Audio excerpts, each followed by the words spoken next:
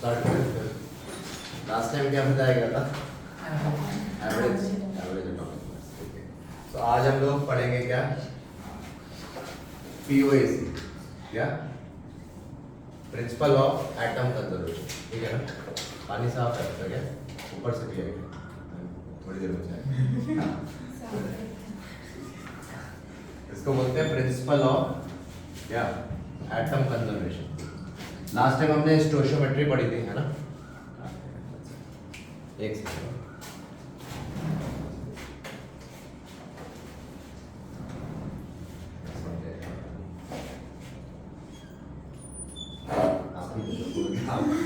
ये सही है, बेइज्जती हो गया।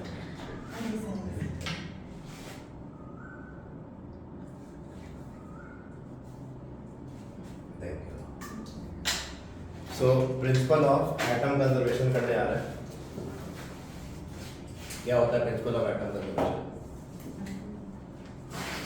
हाँ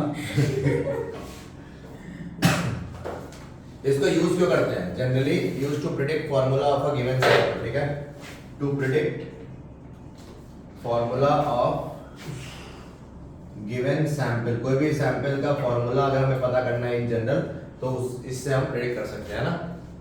जैसे एग्जांपल लेते हैं, मान लो हमारे पास आ गया CxHy plus O2 gives CO2 और वाटर। आपने पढ़ा है कोई भी हाइड्रोकार्बन को हम क्या करें? ऑक्सीजन के साथ बॉन्ड करें तो क्या बनता है? CO2 and water. बताया ना, लास्ट ईयर था, 10th में आपने पढ़ा होगा। एल्केन की भी reaction, combustion of alkanes. Cut गया था पार्ट।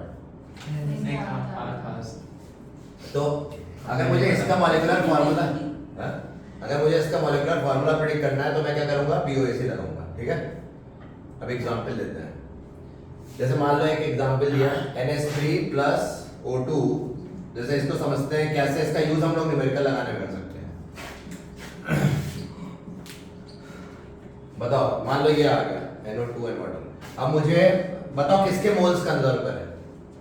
कोई एक एटम ले लेते हैं, जैसे नाइट्रोजन ले लेते हैं। ठीक है, पहले कंजर्विंग मोल्स ऑफ नाइट्रोजन कैसे करेंगे बताओ? कितने नाइट्रोजन है यहाँ पे? एक। अच्छा, इस इक्वेशन को आपने बैलेंस किया क्या? नहीं किया। ये एक अच्छी बात है, पीओएसी जब लगाते हो तो इक्वेशन बैलेंस करने की जरूरत नहीं होती, डायरेक्टली लगाना है। ठीक है, क्योंकि दोनों तरफ नाइट्रोजन के एटम तो सेम ही रहने वाले हैं ना। कितने एटम है नाइट्रोजन के? 1 इंटू नाइट, ये किसके अंदर है? अमोनिया के अंदर। तो 1 इंटू मोल्स ऑफ अमोनिया, है ना? ये नाइट्रोजन किसके अंदर है? अमोनिया के अंदर। तो 1 nitrogen into moles of ammonia equal should be equal to, यहाँ पे नाइट्रोजन किधर है? NO2 के अंदर। कितना नाइट्रोजन है? और किसके अंदर है? तो number of moles of NO2, ये बराबर हो गया हमेशा। ठीक है ना? ये अभी ये मैंने किसको कंजर्व किया इस इक्वेशन में? Moles of nitrogen. अब मैं moles of hydrogen equation, conserving moles of hydrogen. कैसे मोल्स ऑफ हाइड्रोजन कंजर्व करते हैं बताओ? कितने हाइड्रोजन है यहाँ पे? लेफ्ट 3 है। और किसके अंदर है? अमोनिया। तो into NH3, moles of NH3 should be equal to, उस साइड कितने हाइड्रोजन है? 2 इनटू किसके अंदर है वो? तो मोल्स ऑफ वाटर। तो ऐसे कंजर्व कर दिया। तो जो आप मोल कॉन्सेप्ट से सवाल लगा रहे थे, आंसर आ रहे थे, वही सेम आंसर इस मेथड से भी आएंगे। तो मोल कॉन्सेप्ट का अल्टरनेट है या स्टोइशियोमेट्री का अल्टरनेट है। ये किसका अल्टरनेट है? स्टोइशियोमेट्री का। अभी देखेंगे क्वेश्चन करते हुए। तो भाई ये ज्यादा इजी है। बिल्कुल इजी है, बहुत आसान है। देखेंगे क्यों इजी है, वो भी देखेंगे। मैं स्टोइशियोमेट्री भी लगाऊंगा, पीओएसी भी लगाऊंगा। ठीक है, और दोनों में बताऊंगा इजी क्यों है। तो कैसे लगाते हैं ये समझ में आया क्या आपको? बस वो लगाना आना चाहिए। किसी के मोल्स कंजर्व कर लो दोनों साइड तो आ जाएगा। अब क्वेश्चन लेते हैं, find moles of Al2O3। Question is find moles of Al2O3 formed from 20 moles of air। अब मैं इसको दो मेथड से करके दिखाऊंगा और आपको फिर इंपॉर्टेंस ऑफ पीओएसी समझ में आएगा। From 20 moles of air reacting with O2।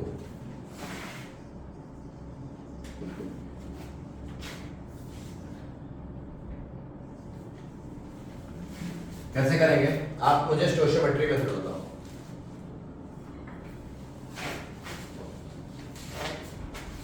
बताओ स्टोइचियोमेट्री मेथड में क्या करते थे? बताओ क्या निकालना है? एल्यूमिनियम और ऑक्सीजन की रिएक्शन हो रही है कि नहीं, और क्या बन रहा है? Al2O3। पहला स्टेप क्या करते थे जब मैं स्टोइचियोमेट्री से करता था? बैलेंस करता था। तो बैलेंस करने का झंझट पड़ गया पहले तो। फिर यहाँ पे हम क्या लगाएंगे?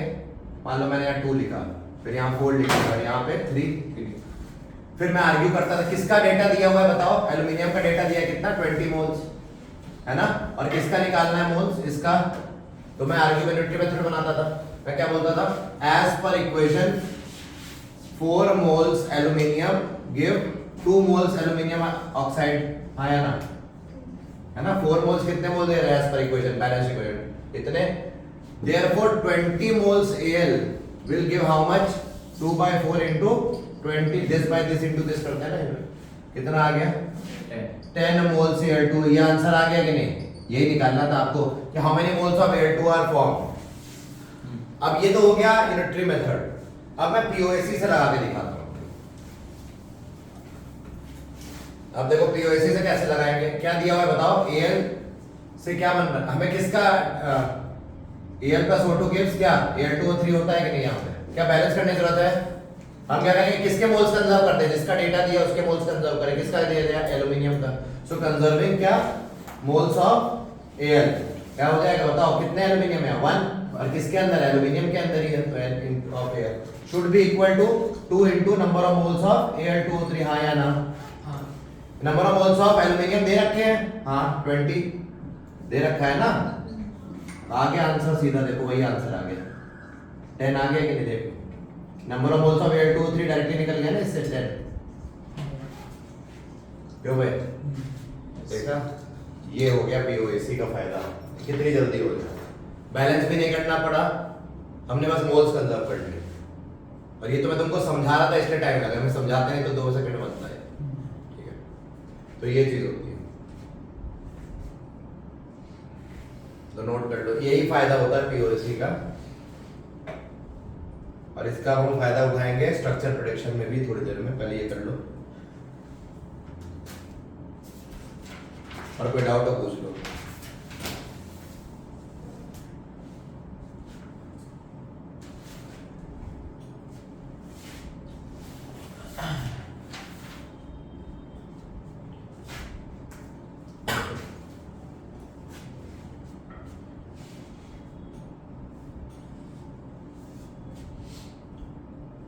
तो ये मेथड 1 मेथड 2 दोनों से बना है, जो भी इजी लगे आपको। ठीक है, दोनों मेथड ये बुक्स में आपको मिल सकता है, ये नहीं मिलता जनरली। ठीक है, तो आप इस मेथड से लगाओ। फास्टर मेथड है, मिटा दें। तो ये कंपटीशन में लगाना, स्कूल में मत लगा देना। हाँ हाँ, टीचर को ये नहीं, अगर आया तो 0 दे देगी। तो इसलिए POAC सबको नहीं पता होता इसलिए। ठीक है ना? तो ये सिर्फ कंपटीशन के लिए है, शॉर्टकट ट्रिक, टाइम बचाने के लिए, तुम्हारा टाइम बचाने के लिए। नेक्स्ट, या तुम्हें स्ट्रक्चर व फॉर्मूला फाइंड करना है, उसके लिए बहुत फायदेमंद है। देखो कैसे मिटा दे।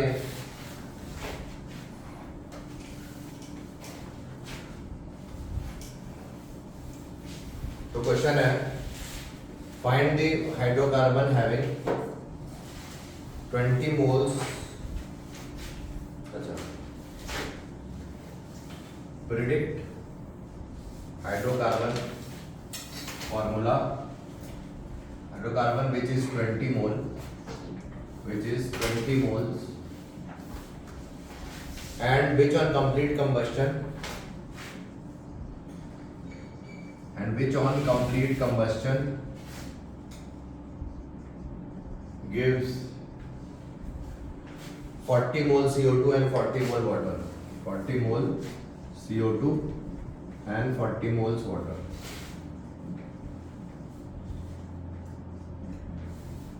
कैसे करेंगे प्रेडिक्ट? ठीक है, ये बिठा दे नीचे वाला। निधि बताओ कैसे करेंगे?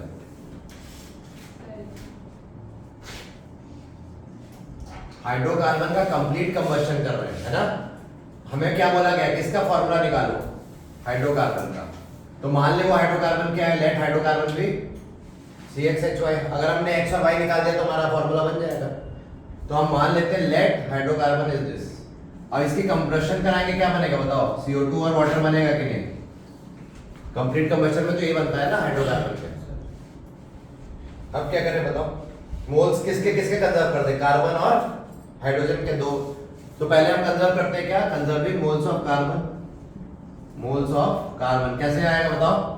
x into NCXHY, हाँ या ना, should be equal to 1 into NCO2। मान गए? तो इसको सॉल्व कर दो, इसमें वैल्यू किसकी डाल दें? N और CO2 कितना दिया है? 40 moles. x into NCXHY should be equal to 40 into 1, मतलब 40 हो गया। और कंजर्विंग मोल्स ऑफ, ये इक्वेशन 1 मान लें, कंजर्विंग मोल्स ऑफ हाइड्रोजन कैसे करेंगे? तो हाइड्रोजन कितने हैं? y, तो y into number of moles of CXHY should be equal to 2 into number of moles of water, क्योंकि हाइड्रोजन तो वाटर के अंदर है, तो y into CX number of moles of CXHY should be equal to 2 into 40, that is 80 लिख देते हैं। बस इक्वेशन 2 आ गया है ना। डिवाइड कर दो x by y, इक्वेशन 1 और 2 को डिवाइड करो, क्या मिल जाएगा? x by y 1/2 मिल जाएगा। बोलो हाँ या ना। अब क्या किया जाए? या डिवाइड करने से अच्छा ये बताओ, number of moles of CXHY दिए थे क्या? 20 दे रखा है ना, तो डिवाइड क्यों करें? यहीं पे 20 भी डाल दें तो इससे x आ जाता, हाँ या ना? x कितना आ जाता? 2। और यहाँ पे 20 डालो क्योंकि मोल्स दे रखे हैं, 20 मोल्स ऑफ हाइड्रोकार्बन। तो यहाँ मोल्स ऑफ हाइड्रोकार्बन कितना डाला? 20। कितना आ गया भाई? 4। तो x और y आ गया ना, देयरफॉर फार्मूला क्या बन गया? CXHY की जगह क्या डाले? C2H4 is the hydrocarbon. Answer आ गया, समझ में आया? तो हमने कंजर्व कर दिया मोल्स और हमने निकाल लिया हाइड्रोकार्बन का formula. So the hydrocarbon is ethene. इसका नाम क्या होता है? इथीन।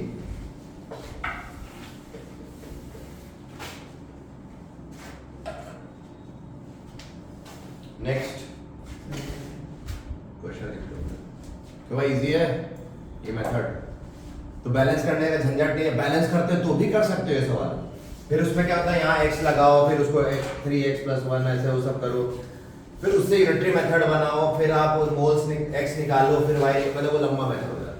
तो POC यहाँ पे बहुत शॉर्ट पड़ता है। ऐसे सवाल बिट सेट में देखे गए हैं एग्जाम, IIT के अलावा एक बिट सेट होता है उसमें देखे गए। तो इसलिए प्लीज उसको, आपको ये मेथड इसलिए आना चाहिए, नहीं तो आपको टाइम बहुत वेस्ट हो जाएगा, आप सवाल नहीं बना पाओ। मिटा दें। और एक लास्ट क्वेश्चन POC पे, फिर आगे बढ़ते हैं, तो ये टॉपिक हो जाएगा हमारा।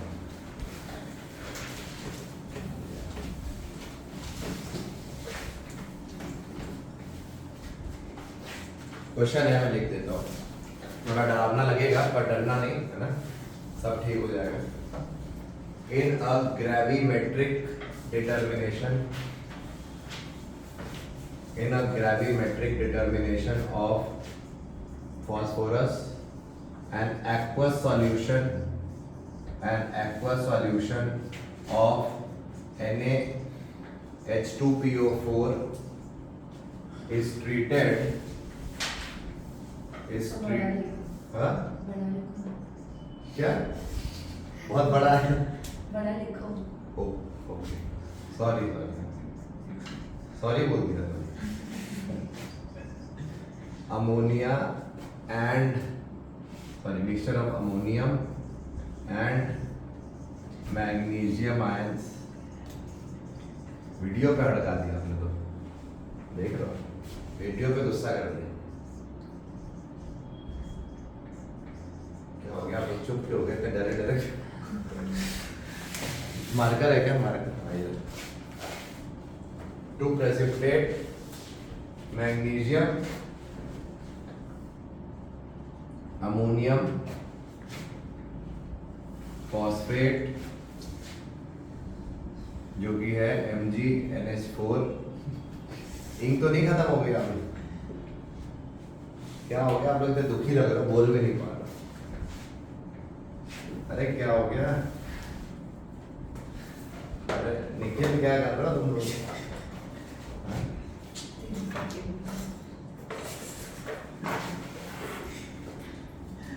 जब से निखिल आया तब से जो है टफ सवाल आ रहा है।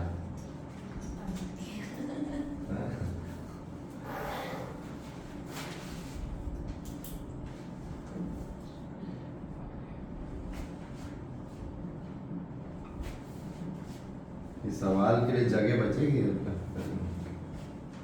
वही सर सॉल्व फ्लॉप कर गया। अरे वो मैं देख,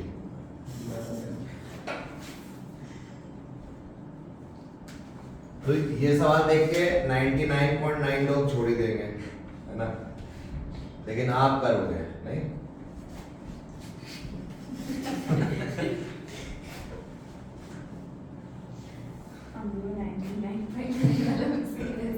नहीं आप इतना, आप लोग अच्छे स्टूडेंट, इसीलिए तो आपको कराया जा रहा है। तो देखो ये क्या दिया हुआ है?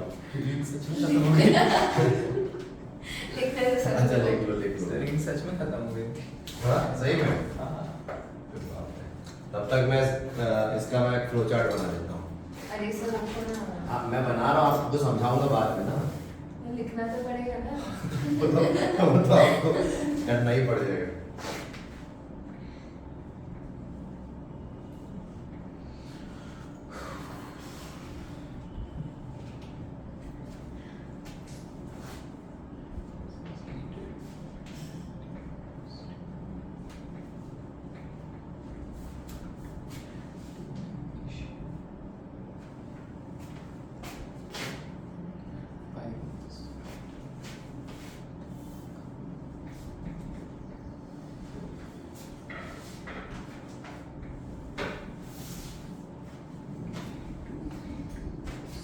आपने प्रीवियस ईयर क्वेश्चन से लिया है कि आपने सेट किया है? नहीं किसी बुक से उठाया। हाँ बुक में ही इतने बड़े बड़े रहते हैं। अपने मॉड्यूल में है।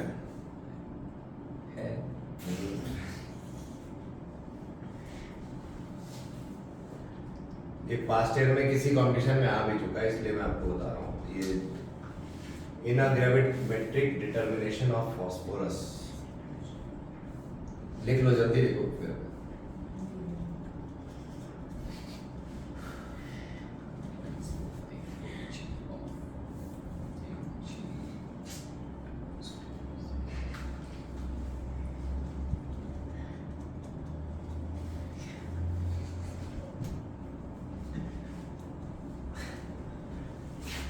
ये दिखने में गंदा है बहुत ही बेकार, आसान सा मामूली सा, ठीक है? क्यों देखते हैं?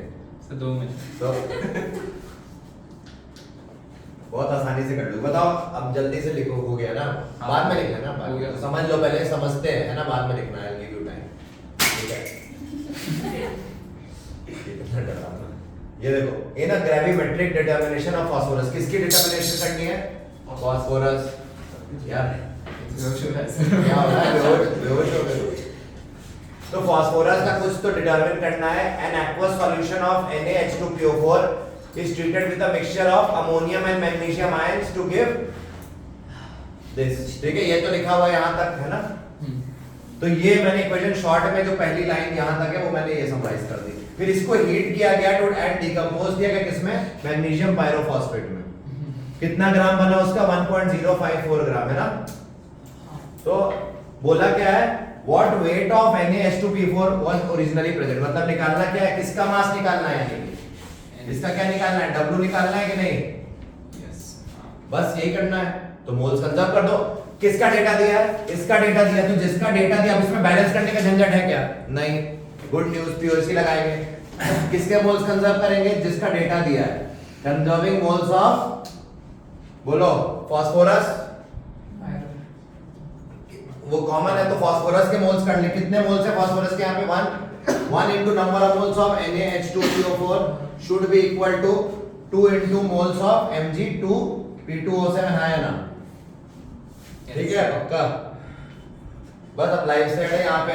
इसका W इसका निकालना है और इसका मोलर मास पता चल जाए तो इसका मोलर मास जो भी होगा, है ना, NaH2PO4 का जो मोलर मास है वो तो आपको पता ही निकालते कैसे। 2 into इसका वेट अपॉन इसका मोलर मास, हाँ या ना?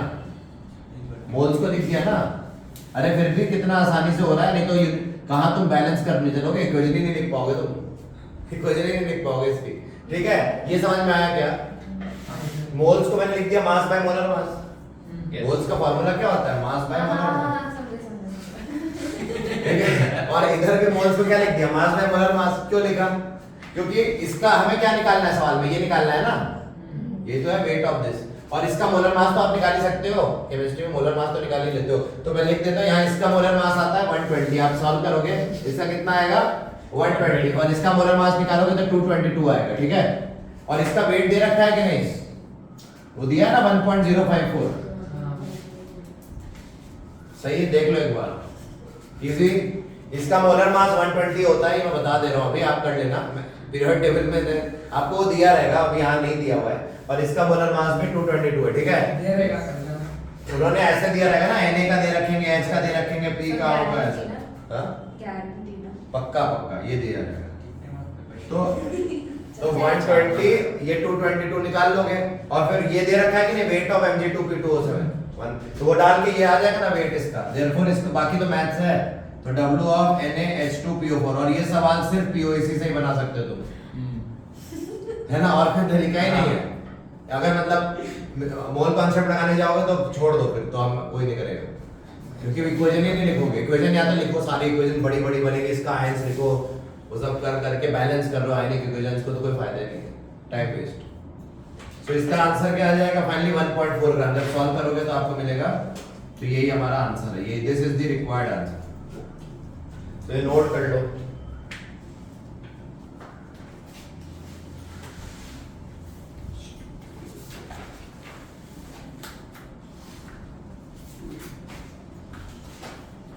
आंसर क्या है सर?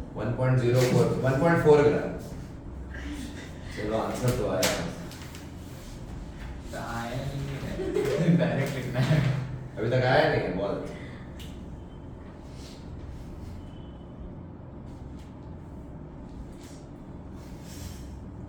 हो जाएगा सब ठीक। आपके शूले से खुले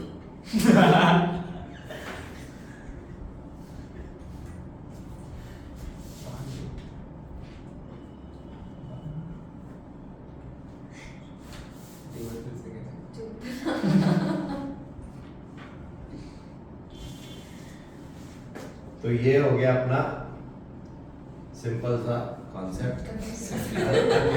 नहीं, पीओएसी हो गया, POAC is over, good news. कैसे अप्लाई करते समझ में आ गया। दो जगह ज्यादा इंपॉर्टेंट, एक तो इससे डरावने सवालों में, और एक जहां मॉलिक्यूलर फार्मूला प्रेडिक्ट करना हो, बस दो जगह ज्यादा। तो ये सवाल आप एक्सपेक्ट कर सकते हो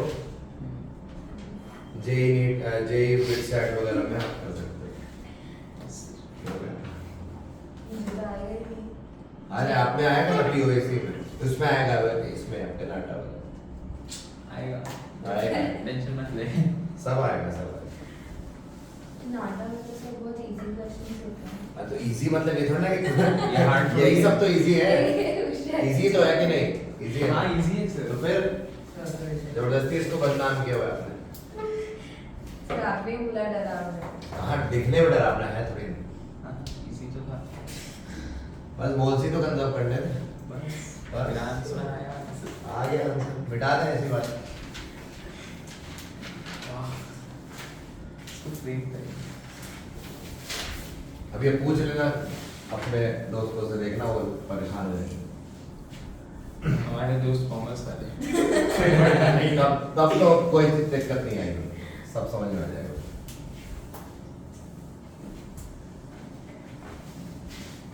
अब लिख लो हेडिंग परसेंट। ये पहले तो एक आगे बढ़ने से पहले, नेक्स्ट टॉपिक जाने से पहले एक बात बता दूं। अगर कहीं लिखा है एक्चुअल, तो इसका मतलब होता है एक्सपेरिमेंटल, और इसका मतलब होता है ऑब्जर्व,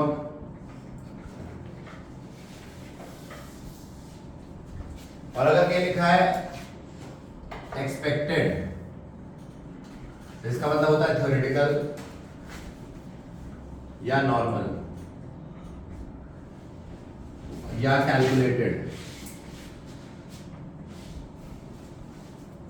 ठीक है, मतलब क्या हुआ, अगर मैं बोलूं लैब, जैसे कोई चीज एक्सपेरिमेंट कर रहे हो आप, तो एक्सपेरिमेंट करते हो तो क्या करते हो उस समय, ऑब्जर्व करते हो वो चीज, तो वो और वही चीज उसके भाई थ्योरेटिकली आप कुछ प्रिडिक्ट कर रहे हो वो एक्चुअल होगी, या जो लैब में कर रहे हो वो एक्चुअल है? लैब वाला मानोगे ना data. Actual is always the experimental and it is also the observed. लेकिन अगर कहीं का एक्सपेक्टेड, एक्सपेक्टेड मतलब आपने कैलकुलेट किया तो कैलकुलेटेड है, और वो आप एक्सपेक्ट कर रहे हो ना भाई फॉर्मूले से। कैलकुलेटेड मतलब जो आप फॉर्मूले से एक्सपेक्ट कर रहे हो, मतलब थ्योरी लगा के, और वही आप एक्सपेक्ट करो, वो थ्योरेटिकली या नॉर्मल भी बोलते हैं उसको। क्लियर? ये 12th तक काम आएगा। तो ये बात याद रखना है, केमिस्ट्री में एक्चुअल मतलब experimentally observe, expected, theoretical, normal और कैलकुलेटेड एक बात होती है। ठीक है, ये नोट कर लो आप, और फिर आगे बढ़ते हैं।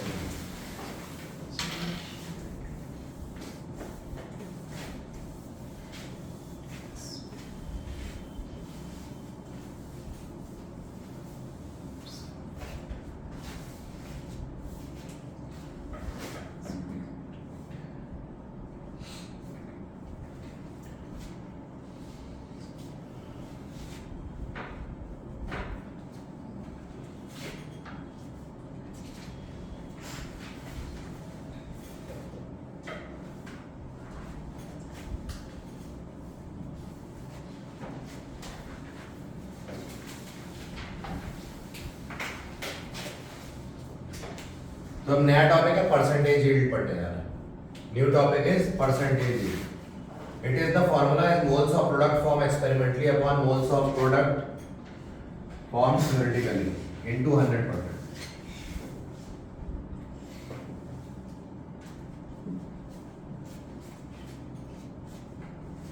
यानी कि इसको और कैसे लिख सकते हो शॉर्ट में कि एक्चुअल यील्ड, जो एक्चुअली हुई एक्सपेरिमेंटली मतलब क्या हुई एक्चुअली, अपॉन प्रिडिक्टेड या एक्सपेरिमेंट एक्सपेक्टेड यील्ड, यानी कैलकुलेटेड यील्ड इनटू 100%, ऐसे भी लिख सकते हो आप। यस बस तो ये चीज है। तो एक क्वेश्चन करते हैं फिर आपका, तो समझाओ तो क्या होता है? अरे बस ये फॉर्मूला है भाई, कितने मोल्स बने प्रोडक्ट के एक्चुअली में लैब में जब आपने एक्सपेरिमेंट किया, और कितना आपने कैलकुलेट करके रखा था। यानी बेसिकली एरर या ट्रू कितना आया आपका? हाँ, आप चाह रहे थे कि ये आ जाए, what my parents think I do, what I actually do, ये what I actually do है, और ये what my parents think। जो what ring she wants, ऐसा है ना, ऐसा कुछ। और एक या फिर ऐसा, ये ऑडी ऑडी का सिंबल यही होता है क्या? नहीं, वो ओलंपिक्स हमारे पास तो है ही नहीं ऑडी, तो क्या होता है? तो ऑडी का जो भी होता है ना, एक ऐसा कुछ जो भी अच्छा, होता है एक और हाँ? कोई लाइन में अच्छा इधर ही है। हाँ तो ये ऑडी है, what ring she wants, and ये एक एक्चुअल डायमंड रिंग थी, and what ring I actually can give her, benzene ring. तो ये मतलब केमिस्ट्री में था।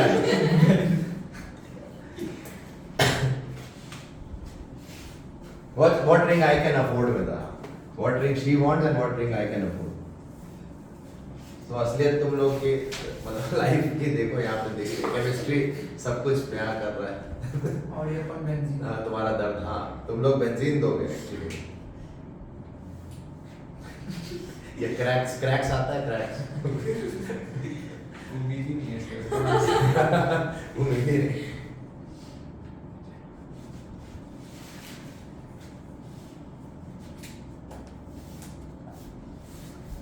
ठीक है, तो अब क्वेश्चन करते हैं। अरे ऊपर वाला हो गया, आप ऐसे मीम वाली बातें क्यों कर, रुको जरा सब रुको। हाँ। तो क्वेश्चन है 8 moles of A and 20 moles of B,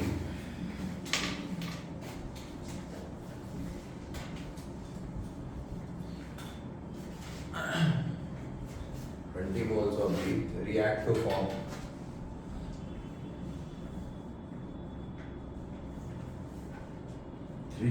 3 moles of A2B3।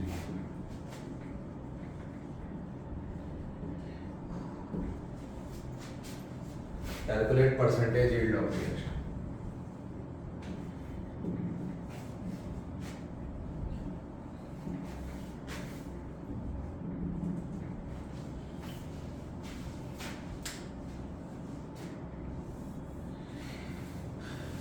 तो कौन सा फॉर्मूला लगाएंगे, ये वाला, moles of product experimentally upon theoretical moles into 100। So but theoretical खाली है। वो तो तुम निकालोगे ना फॉर्मूले से अभी पीओएसी लगा के। अभी क्या करेंगे हम, किसके मोल्स निकालेंगे, प्रोडक्ट मतलब A2B3 के मोल्स कितने हैं ये दिए हुए हैं। ये तो ऑब्जर्व्ड है, ये लैब में करके दिया ना, इन्होंने बोला कि ये पाया गया कि इसके 3 मोल बन रहा है, और आप पीओएसी लगा के जो निकालोगे मोल्स इसके, वो क्या होंगे, थ्योरेटिकल ले लेंगे। बस उसको और इस पर डिवाइड करके इनटू 100 कर देना। करूं मैं सर? वो तो आप चाहिए कि मैं कर दूं। तो 3 मोल्स, हाँ ठीक है। अब ये देखो एक्सपेरिमेंटल मोल्स कितने दिए आप बताओ। एक्सपेरिमेंटल मोल्स, एक्सपेक्टेड नहीं, ये क्या है, एक्सपेरिमेंटल मोल्स ऑफ क्या, प्रोडक्ट। समझ रहे हो मेरी बात क्या बोला? Yes sir। यानी कि ऊपर वाला न्यूमरेटर, ये जो न्यूमरेटर है ये वाला, moles of product form during experiment, ये कितना दे रखा है इन्होंने, 3 मोल्स, क्योंकि इन्होंने बोल रखा है ऐसा पाया गया, मतलब वो ऑब्जर्व किया इन्होंने, ठीक है, आपने नहीं कैलकुलेट किया वो, ठीक है ना। तो ये कितना है, ये 3 मोल दे रखा है। अगर मुझे ये पता चल जाए तो मेरा काम हो जाएगा कि नहीं? Yes। तब मुझे परसेंटेज आ जाएगी। अब हमारी हेडेक है इसके मोल्स थ्योरेटिकली कितने आएंगे A2B3 के, तो वो निकालना। तो हम क्या लगाएंगे, पीओएसी, है ना, किसके मोल्स कंजर्व करते हैं, मान लो A के मोल्स कंजर्व करते हैं, कंजर्विंग मोल्स ऑफ A। तो क्या लिखेंगे, A के कितने मोल्स, भाई A plus B give A2B3, right, आया ना। Yes। 1 into Na equal to 2 into Na2B3, आया ना। और Na कितना दे रखा है, दे रखा है कुछ 8 दे रखा है ना 8 मोल्स हमें दिया हुआ है ना। तो 1 into 8 equal to 2 into Na2B3।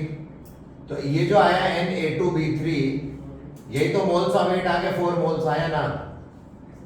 समझ में आया? ये क्या हो गया, ये हमारा थ्योरेटिकल है, थ्योरेटिकल मोल्स। तो यहाँ पे क्या डाल देंगे, 4, तो 75% आ गया ना percentage. Yes sir। So percentage yield is 3/4 into 100%. That is 75%.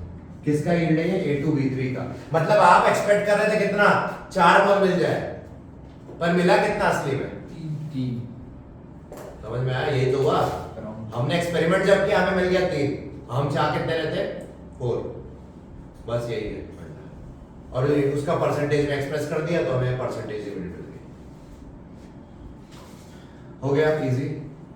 तो बस यही है। अब तो हमारा परसेंटेज यील्ड टॉपिक भी हो गया। नेक्स्ट टॉपिक, हाँ नेक्स्ट टॉपिक बता रहे हैं। हाँ।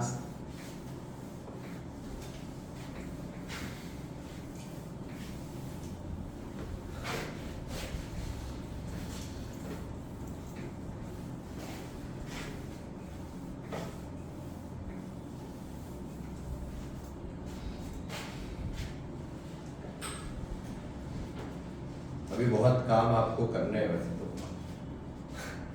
काफी काम करने हैं। तो नेक्स्ट टॉपिक करने से पहले आपको कुछ बातें बता दूं। अब हम डिस्कस करेंगे एन फैक्टर के बारे में। किसके बारे में, एन फैक्टर।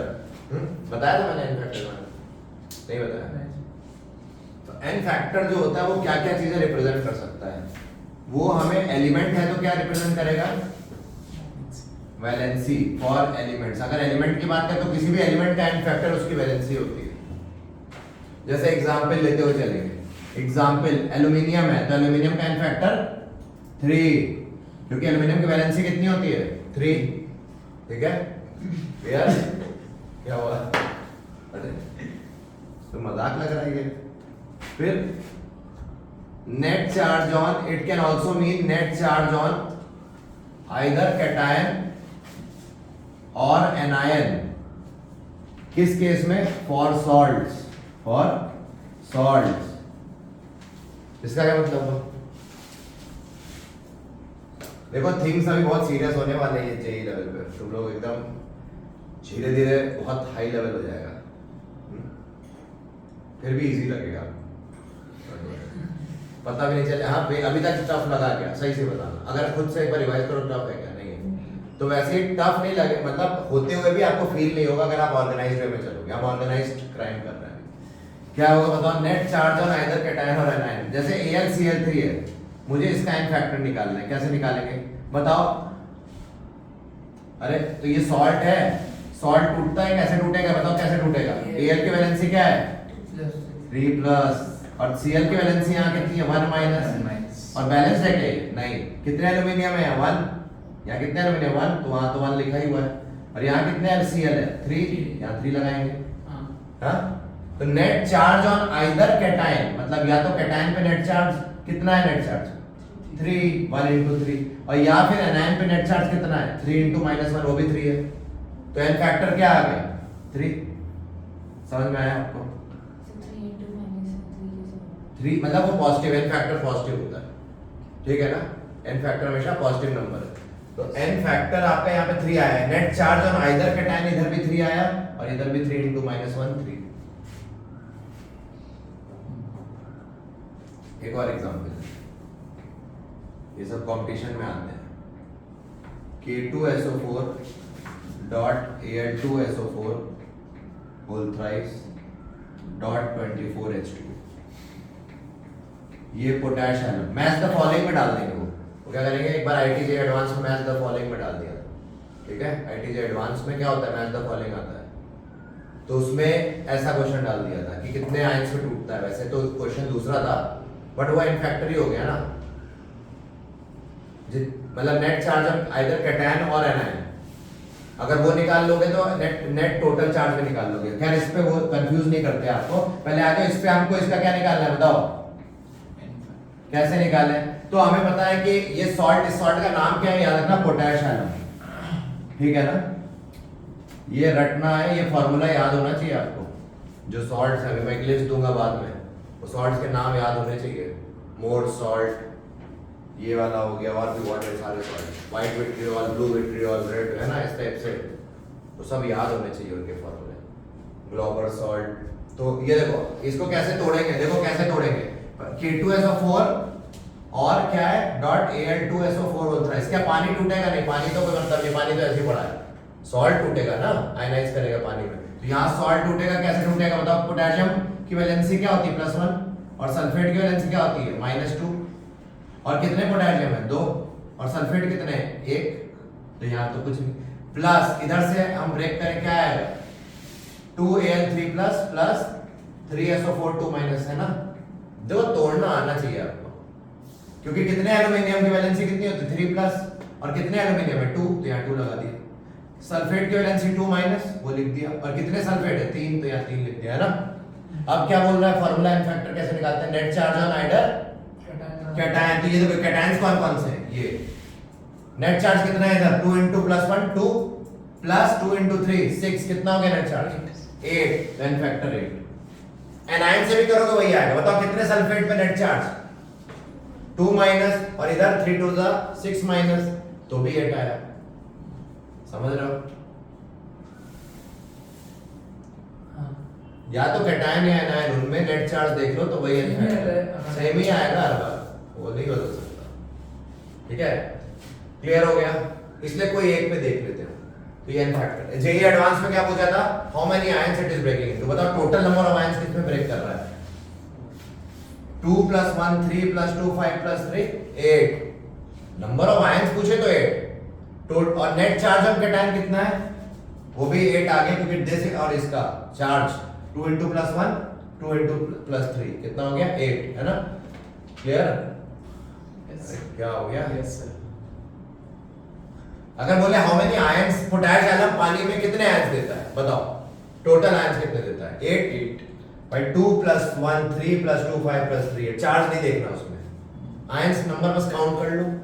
ये आईटीजे एडवांस में मैच द फॉलोइंग में आता है, ठीक है? इंटीजर टाइप में आ सकता है ये भी बता। तो इस टाइप पे क्वेश्चन, खैर हमें एन फैक्टर निकालना था, वो हमने निकाल लिया। कैसे? नेट चार्ज ऑन कैटायन देख लिया, सिर्फ आंसर आ गया। तो हमारा एन फैक्टर 2 चीजें बता रहा है ना? और कुछ बता सकता है? बिल्कुल, एन फैक्टर अपना और भी चीजें बताता है। क्या क्या बताता है एन फैक्टर? और ये बताता है कि नंबर ऑफ H+ और OH- आयन फर्निश्ड पर मॉलिक्यूल मतलब एसिडिटी या बेसिसिटी की बात हो रही है, ऑफ एसिड और बेस। मतलब क्या हुआ? जैसे H2SO4 है ना? पता है इसका एन फैक्टर क्या है? पर मॉलिक्यूल मान लो ये ऐसे दे रहा है किसी रिएक्शन में, तो बताओ इसका n फैक्टर कितने H प्लस दे रहा है ये पर मॉलिक्यूल कितने H प्लस दिया 2 तो n फैक्टर 2 H2SO4 का n फैक्टर क्या हो जाएगा 2 समझ में आ रही बात अगर कहीं लिखा है ऐसे GaOH whole twice plus OH minus gives GaOH whole thrice तो बताओ n फैक्टर इसका क्या हो गया कितने OH माइनस गेन किए 1 n फैक्टर क्या हुआ 1 लूज करता अगर मान लो ये टूट जाए ऐसे Ga3 plus and 3OH minus कितना हो गया n फैक्टर अब इसका n फैक्टर कितना हुआ 3 क्योंकि 3OH माइनस इसने लिए और इसका n फैक्टर कितना हुआ 1 क्योंकि इसने एक OH माइनस लिए मतलब आयंस फर्निश्ड और गेन्ड और फर्निश्ड समझ में आ रहा है या तो गेन करे या रिलीज करे उतने नंबर हो जाएंगे ठीक है इजी है ठीक है ना इन फैक्टर तो ये आ गया सब लोग एकदम लॉस्ट वर्ल्ड में जा चुके हो अब बताओ H3 जैसे मान लो आ गया H3PO2 बताओ इसका n फैक्टर कितना है जल्दी H3PO2 का n फैक्टर कितना है कितने पर मॉलिक्यूल कितने H प्लस देगा 3 देगा गलत 1 देगा ये इसका n फैक्टर 1 है क्योंकि एक H प्लस देता है और बदले में H2PO2 बच जाता है -1 ये कितने H प्लस देता है एक तो इसका n फैक्टर क्या हो जाएगा 1 क्या नहीं समझा मैंने क्या लिखा है number of H plus gained और लॉस्ट पर मॉलिक्यूल तो इसके एक मॉलिक्यूल ने कितने H प्लस दिए एक तो n फैक्टर क्या हुआ 1 इसमें समझना क्या है मतलब तो 3 क्यों नहीं दे सकते उसका 3 क्यों नहीं दे सकते वेरी गुड क्वेश्चन देखो अब आता है इसी पे next number of H attached देखो सब सोची समझी प्लान्ड वे में मैं बता रहा हूं मुझे मालूम था तो ये पूछोगे तो ये प्लान्ड वे में चल रहा है don't worry number of H attached directly to oxygen क्या बोला ये भी होता है फैक्टर क्या होता है बोलो number of H attached directly to क्या ऑक्सीजन अब मैं आपको दिखाता हूं ये देखो H3PO4 मैं तीन चीजों का स्ट्रक्चर अच्छा H2SO4 का स्ट्रक्चर बनाता हूं H2SO4 का अगर तुम स्ट्रक्चर देखो कितने HO से जुड़े हुए हैं बोलो एक कहां से इसलिए इसका n फैक्टर क्या हो गया H2SO4 का 2 अगर हम H3PO4 की बात करें देखो H3PO4 को देखो आप H3PO4 का फार्मूला क्या होता है HOPO ये देखो H3PO4 ऐसा होता है कितना हो गया n फैक्टर H3PO4 का 3 H3PO2 का H3PO3 का H3PO3 का n फैक्टर कितना हुआ 2 और H3PO2 का मान लो यहां OH डाल दिया अब समझ में आया 1 क्यों हुआ उसका n फैक्टर H3PO2 का n फैक्टर 1 क्यों हुआ क्योंकि एक HO से अटैच्ड है बस उसके स्ट्रक्चर में तो उतनी उसकी ताकत ही है देने की ठीक है जो हाइड्रोजन ऑक्सीजन से अटैच होगा वही रिलीज होता है H+ ठीक है ना समझ में आ गया एसिड्स में या कहीं पे भी क्लियर तो इसलिए तो यहाँ n फैक्टर कितना था 2 सल्फ्यूरिक एसिड का रट लो n फैक्टर 2 यहाँ पे n फास्फोरिक एसिड का n फैक्टर 3 फिर इसका कितना 2 और इसका कितना 1 तो इसका H3PO4 बोलते हैं इसको H3PO3 बोलते हैं H3PO2 बोलते हैं रट लेना IITJ एडवांस में आ चुके हैं इस पे क्वेश्चन MLNR कॉलेज में भी इसके ऊपर क्वेश्चन आ चुके हैं IITJ ने इस पे क्वेश्चन डाले हुए हैं आप अभी देखोगे पेपर सॉल्विंग में ठीक है ना तो देखते हैं पहले नोट कर लो फिर मैं आपको बताता हूं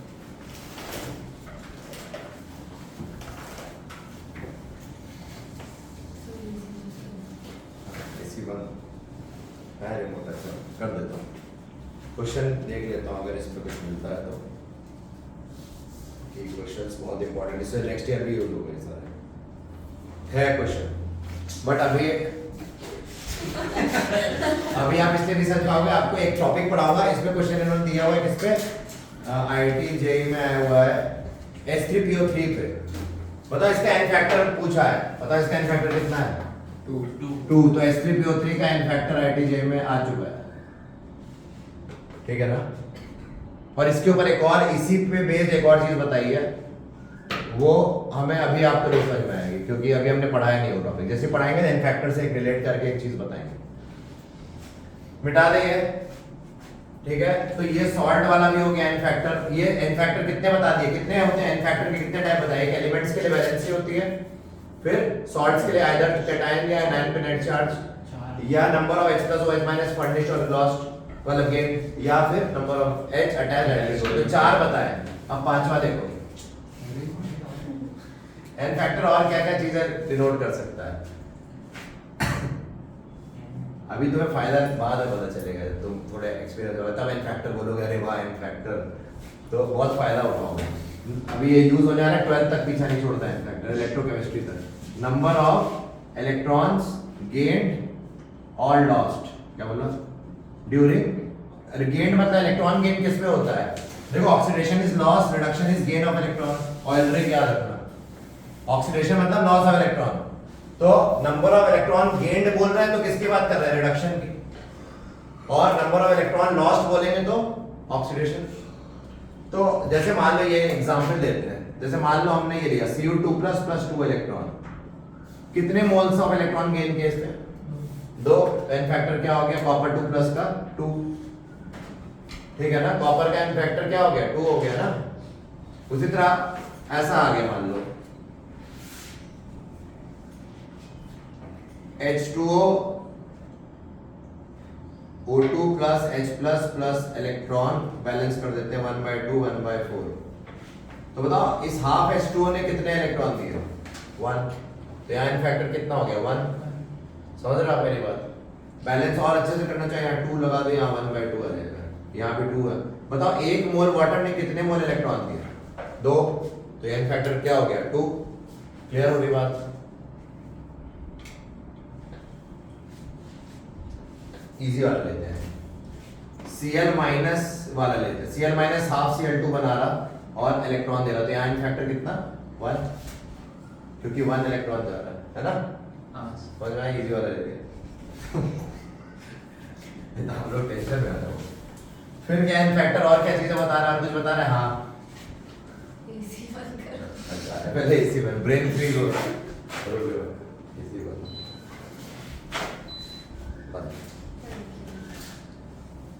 अब देखो एन फैक्टर और क्या बताता है अपने को, number of electron exchanged during redox reaction, during redox reaction. इसको मैं शॉर्ट में बोल सकता हूं एलसीएम ऑफ इलेक्ट्रॉन। ठीक है, अब देखो कैसे, जैसे मान लो एक रिएक्शन हुई Cr3 प्लस 3 मोल इलेक्ट्रॉन, मान लो ये हो रही है, कहां पे हो रही होगी, ये रिडक्शन है कि नहीं, बताओ। ये रिडक्शन है, क्यों, गेन ऑफ इलेक्ट्रॉन हो रहा है। और ऑक्सीडेशन एक जगह क्या हो रही है, बताओ। ऑक्सीडेशन मान लो ये हो रहा है Mn changing to Mn2 plus by losing how many electrons, 2, है ना। ये क्या हो रहा है, ऑक्सीडेशन, और ये हो रहा है रिडक्शन। मान लो ये रिडॉक्स रिएक्शन हो रही है किसी, ये एनोड पे हो रही होगी, कहां हो रही होगी, कैथोड पे।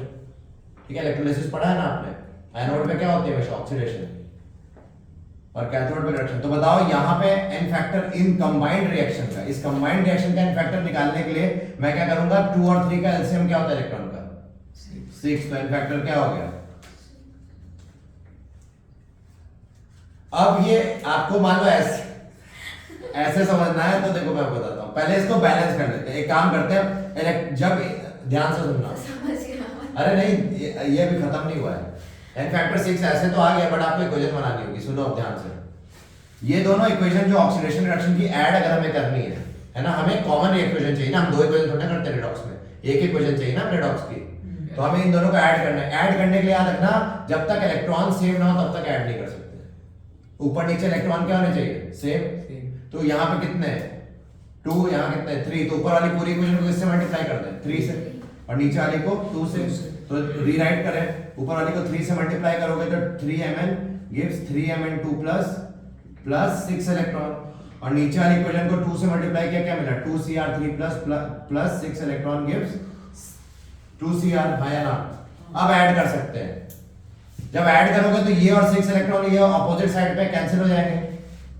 अरे प्लस 6 इलेक्ट्रॉन उधर जाएगा तो माइनस ही तो बनेगा, मैथ्स है। हाँ, सर। 6 इलेक्ट्रॉन प्लस है, इधर जाके माइनस होगा तो ऐड करोगे तो ये कट जाएंगे।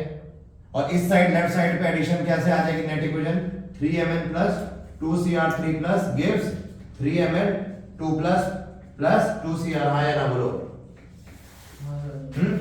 अब बताओ कितना इलेक्ट्रॉन एक्सचेंज हुआ है, mn जब इससे ये गया है तो बताओ नेट चार्ज का चेंज कितना है। इधर कितना चार्ज है, 3 into 0, कुछ नहीं लिखा है तो 0 0 हो गया ना। हाँ नीति आप ध्यान देख रहे हो, ध्यान दे रहे हो।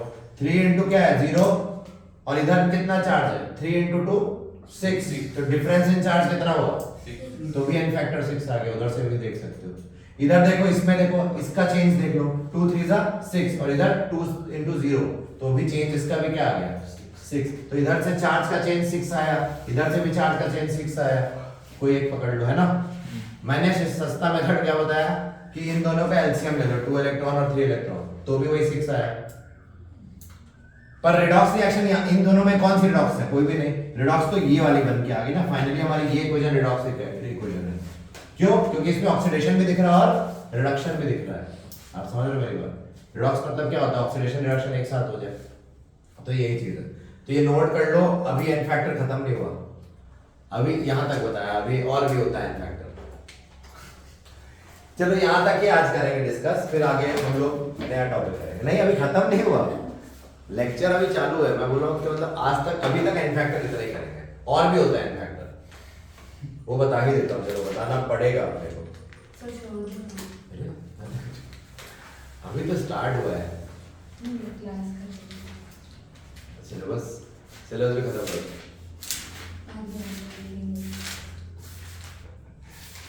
अरे आप एंजॉय करो ना, आपको इतनी अच्छी अच्छी इन्फॉर्मेशन मिल रही है और क्या है।